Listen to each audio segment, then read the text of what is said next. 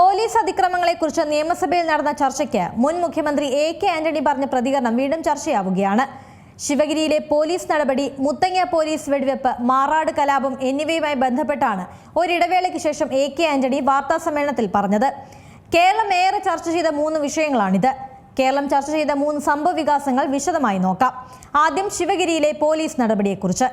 ശിവഗിരി മഠത്തിലെ അധികാര തർക്കങ്ങളായിരുന്നു 1995 ഒക്ടോബർ 11-ാം തീയതി പോലീസ് നടപടിയിലെത്തിയത്. ശിവഗിരി മഠവുമായി ബന്ധപ്പെട്ട തിരഞ്ഞെടുപ്പായിരുന്നു തുടക്കം. തിരഞ്ഞെടുപ്പിൽ ജയിച്ച സന്യാസിമാർക്ക് അധികാരം കൈമാറാൻ മറുവിഭാഗം തയ്യാറാവാത്തതായിരുന്നു വിഷയം. പ്രകാശ് ആനന്ദയ്ക്ക് അധികാരം കൈമാറാൻ വേണ്ട നടപടികൾ ഉറപ്പാക്കണമെന്ന കോടതി നിർദ്ദേശത്തിന് പിന്നാലെയായിരുന്നു പോലീസ് നടപടി. 500 പേരടങ്ങുന്ന പോലീസ് സംഘം മഠം വളപ്പിൽ പ്രവേശിച്ചതോടെ സംഘർഷ ഭൂമിയായി. പ്രകാശ് ആനന്ദയുടെ എതിർവിഭാഗമായ സ്വാമി ശാശ്വതിയാനന്ദയെ അനുകൂലിച്ച 2000-ലധികം അനുയായികൾ പോലീസിനെ പ്രതിരോധിച്ചതോടെ സംഘർഷം രൂക്ഷമായി. പ്രതിഷേധത്തെ ചെറുക്കാൻ പോലീസ് നടത്തിയ നടപടിയാണ് പിന്നീട് സംഘർഷത്തിൽ കലാശിച്ചത്.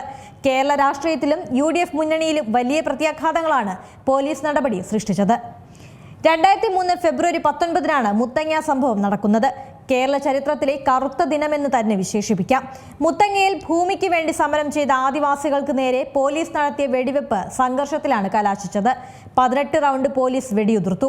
ഭൂരഹിതരായ ആദിവാസികൾക്ക് സ്വന്തമായി ഭൂമി വേണമെന്ന ആവശ്യമായിരുന്നു സമരക്കാർ ഉന്നയിച്ചത്. CK ജാനുവിന്റെ നേതൃത്വത്തിൽ 2001-ൽ സെക്രട്ടേറിയറ്റിന് മുന്നിൽ സമരം നടത്തി. സർക്കാർ സമരക്കാരുമായി ചില കരാറുകൾ ഉണ്ടാക്കിയെങ്കിലും കരാർ ലംഘിക്കപ്പെട്ടു. 2003-ൽ CK ജാനുവിന്റെ നേതൃത്വത്തിൽ തന്നെ ആദിവാസികൾ മുത്തങ്ങയിൽ വനഭൂമിയിൽ കുടിൽ കെട്ടി സമരം തുടങ്ങി. ജനുവരി 5-ന് ഭൂമി കയ്യേറി ഭൂസമരം തുടങ്ങിയ ആദിവാസികൾക്കെതിരെ 48 ദിവസങ്ങൾക്ക് ശേഷമാണ് പോലീസ് നടപടി. 2001 മുതൽ 2003 വർഷങ്ങൾക്കിടയിൽ കോഴിക്കോട് മാറാട് തീരദേശ മേഖലയിൽ നടന്ന അക്രമ സംഭവങ്ങളെയാണ് മാറാട് കലാപങ്ങൾ എന്ന് വിശേഷിപ്പിക്കുന്നത്.